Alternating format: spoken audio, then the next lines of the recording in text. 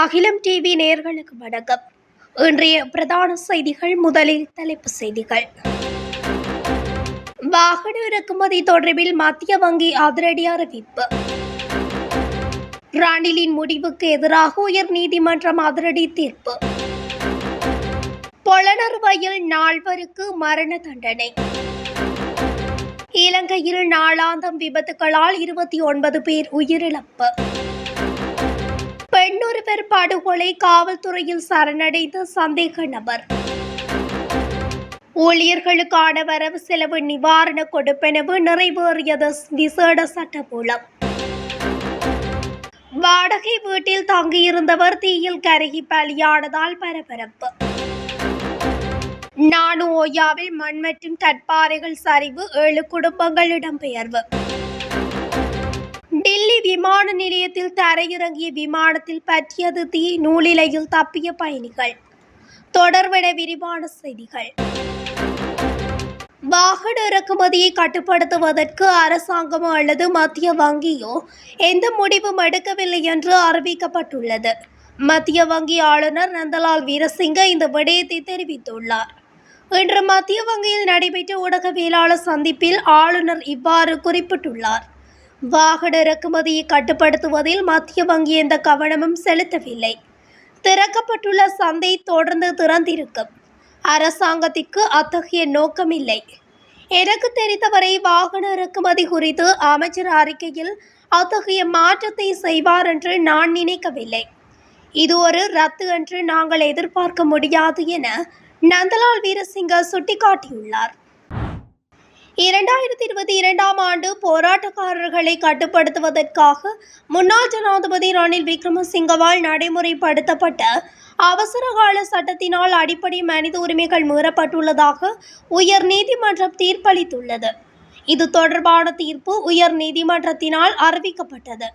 கடந்த 2022 ஆண்டு ஜூலை மாதம் 17ஆம் தேதி போராட்டக்காரர்களை கட்டுப்படுத்துவதற்காக அப்போதைய பதில் ஜனாதிபதி ரணில் விக்ரமசிங்கவினால் பொதுமக்கள் பாதுகாப்பு சட்டத்தின் 2வது விதிமுறையின் கீழ் நாடளாவிய ரீதியில் அவசரகால சட்டம் நடைமுறைப்படுத்தப்பட்டிருந்தது. அதற்கு எதிராக சிவில் சமூக ஆர்வலர்கள் உள்ளிட்ட பல்வேறு தரப்பினரும் உச்ச நீதிமன்றத்தில் அடிப்படை உரிமை மீறல் மனு தாக்கல் செய்திருந்தனர். குறித்த வழக்கின் விசாரணைகள் நிறைவடைந்து இன்றைய தினம் தீர்ப்பு வழங்கப்பட்ட நிலையில் பதில் ஜனாதிபதி என்ற வகையில் ரணில் அவசரகால சட்டத்தை பிரகடனப்படுத்தியது சட்டவிரோதமானது என்று உச்ச நீதிமன்றம் தீர்ப்பளித்துள்ளது. அத்துடன் பொதுமக்களின் அடிப்படை உரிமைகள் மீறப்பட்டுள்ளதாகவும் தீர்ப்பளிக்கப்பட்டுள்ளது. உச்ச நீதிமன்றத்தின் 3 அடங்கிய நீதிபதிகள் அமர்வில் பிரதம நீதியரசர் முர்து பெர்னாண்டோ மற்றும் ஜசந்த கோதாகோட ஆகியோர் பொதுமக்கள் பாதுகாப்பு சட்டத்தின் 2ஆம் பிரிவின் பிரகாரம் ரணில் விக்ரமசிங்கம் அவசரகால சட்டத்தை பிரகடனப்படுத்தியமை பொதுமக்களின் அடிப்படை உரிமைகளை மீறியுள்ளதாக தீர்ப்பளித்துள்ளார்.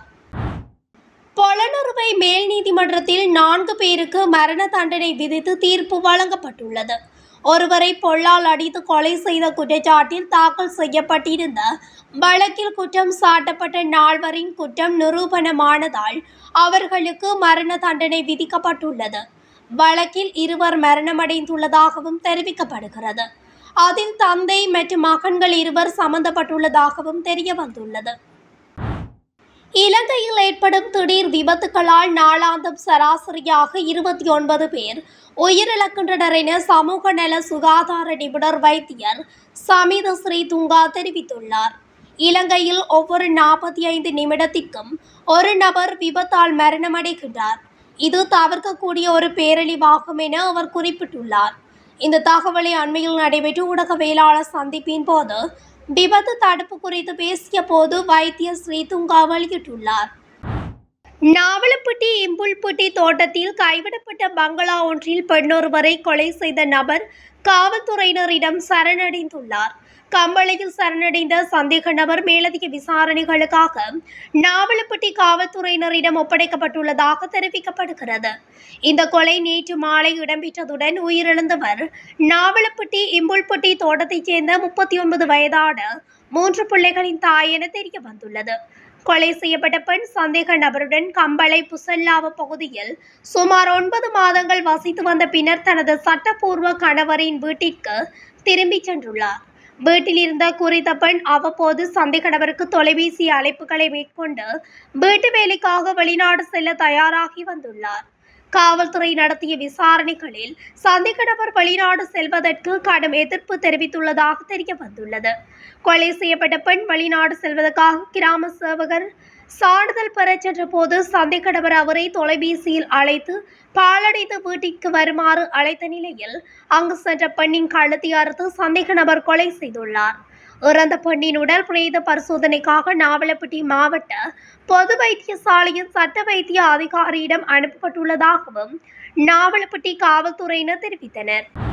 ஊழியர்களுக்கான வரவு செலவு நிவாரண கொடுப்பனவு திருத்த சட்டமூலத்தின் 3வது வாசிப்பு நிறைவேற்றப்பட்டுள்ளது. இந்த சட்டமூலமானது நேற்று நாடாளுமன்றத்தில் விசேட பெரும்பான்மையுடன் நிறைவேற்றப்பட்டதாக சபாநாயகர் சபைக்கு அறிவித்துள்ளார். அதற்கு ஆதரவாக 181 வாக்குகள் பதிவான அதே நேரம் எதிராக எந்த வாக்குகளும் பதிவாகவில்லை. அதன்படி ஊழியர்களுக்கான வரவு செலவு நிவாரண கொடுப்பனவு திருத்த சட்டம் மூலம் 181 வாக்குகள் பெரும்பான்மையுடன் திருத்தங்களுடனும் நிறைவேற்றப்பட்டுள்ளது. இதேவேளை அடுத்த வருடம் ஜனவரி 1ஆம் தேதி முதல் தனியார் ஊழியர்களின் சம்பளம் 30,000 ரூபாவாக அதிகரிக்கப்படும் என தொழில் அமைச்சர் பேராசிரியர் அனில் ஜேந்த பெர்னாண்டோ தெரிவித்துள்ளார். தனியார் துறை ஊழியர்களின் ஆக குறைந்த அடிப்படை சம்பளமாக இருந்த 17,500 ரூபாவை கடந்த ஏப்ரல் மாதம் முதல் 27,000 ரூபாவாக அதிகரிக்க நடவடிக்கை எடுக்கப்பட்டுள்ளதாகவும் அவர் சுட்டிக்காட்டியுள்ளார். நாரகேட்பட்டி போலீஸ் பிரிவின் 397 வத்தை பகுதியில் உள்ள வீடொன்றில் இன்று அதிகாலை ஏற்பட்ட தீப்பரவலில் சிக்கி ஒருவர் உயிரிழந்துள்ளார். தீப்பரவல் ஏற்பட்ட வீட்டில் இருந்த ஒருவர் தீக்காயங்களுக்கு உள்ளான நிலையில் போலீசாரால் கொழும்பு தேசிய வைத்தியசாலையில் அனுமதிக்கப்பட்ட பின்னர் அவர் பலியானார். குறித்த வீட்டில் வாடகை அடிப்படையில் வசித்து வந்த சுமார் 50 வயதான நபரே இவ்வாறு உயிரிழந்துள்ளார். தீப்பரவலுக்கான காரணம் இன்னும் அறியப்படாத நிலையில் சம்பவம் குறித்து நாரகேன்பட்டி போலீசார் விசாரணை நடத்தி வருகின்றனர். நானுஓயா காவல்துறை பிரிவுக்குட்பட்ட நானுஓயா உடரெதல்ல மேற்பிரிவு தோட்டத்தில் உள்ள குடியிருப்புகள் மீது கற்பாறைகள் சரிந்து விழுந்ததால் அப்பகுதியில் வசிக்கும் 7 குடும்பங்களைச் சேர்ந்த 47 பேர் இடம்பெயர்ந்துள்ளனர். அவர்கள் தற்காலிக தங்குமிடங்களில் தங்க வைக்கப்பட்டுள்ளதாக தெரிய வருகின்றது. குறித்த குடியிருப்புகளின் பின்னால் இருந்த கற்பாறைகள் மண்மேடோடு சரிந்துள்ளமையினால் இந்த அனர்த்தம் ஏற்பட்டுள்ளதாகவும் குடியிருப்பில் வசித்த மக்கள் பாதுகாப்பாக வெளியேற்றப்பட்டுள்ளதாகவும் தெரிவிக்கப்படுகிறது.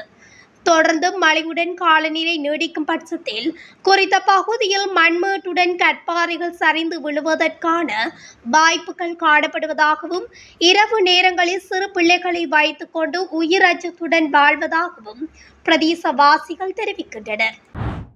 டில்லி இந்திரா காந்தி விமான நிலையத்தின் தரையிறங்கி ஏர் இந்திய விமானத்தில் திடீரென தீப்பிடித்த நிலையில் பயணிகள் அனைவரும் பாதுகாப்பாக மீட்கப்பட்டதாக தகவல்கள் தெரிவிக்கின்றன.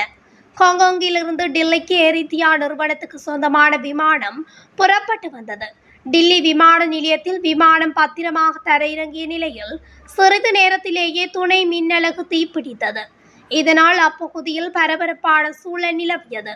விமானத்தில் சில சேதங்கள் ஏற்பட்ட போதிலும் பயணிகள் மற்றும் பணியாளர்கள் விமானத்தில் இருந்து பாதுகாப்பாக இறங்கினர். மேலும் தீ விபத்திற்கான காரணம் குறித்து விசாரணை நடந்து வருகிறது. இந்த சம்பவம் குறித்து ஒழுங்குமுறை ஆணையத்திற்கு முறையாக தகவல் தெரிவிக்கப்பட்டது. விமானத்தில் தீ அணைக்கப்பட்டதை டில்லி விமான நிலைய அதிகாரிகள் உறுதி செய்தனர். விமானம் தரையிறங்கிய பிறகு தீ விபத்து ஏற்பட்டதால் பெரும் விபத்து தவிர்க்கப்பட்டது. அண்மை காலமாக விமானங்களை தொடர்ந்து தொழில்நுட்ப கோளாறுகள் ஏற்பட்டு வருவது பயணிகளிடையே மிகுந்த அச்சத்தையும் ஏற்படுத்தியுள்ளது. இத்துடன் அகிலம் டிவியின் இன்றைய பிரதான செய்திகள் நிறைவடைகின்றன. தொடர்ச்சியாக செய்திகளை அறிந்து கொள்ள அகிலம் டிவி ஊடகத்துடன் இணைந்திருங்கள். நன்றி, வணக்கம்.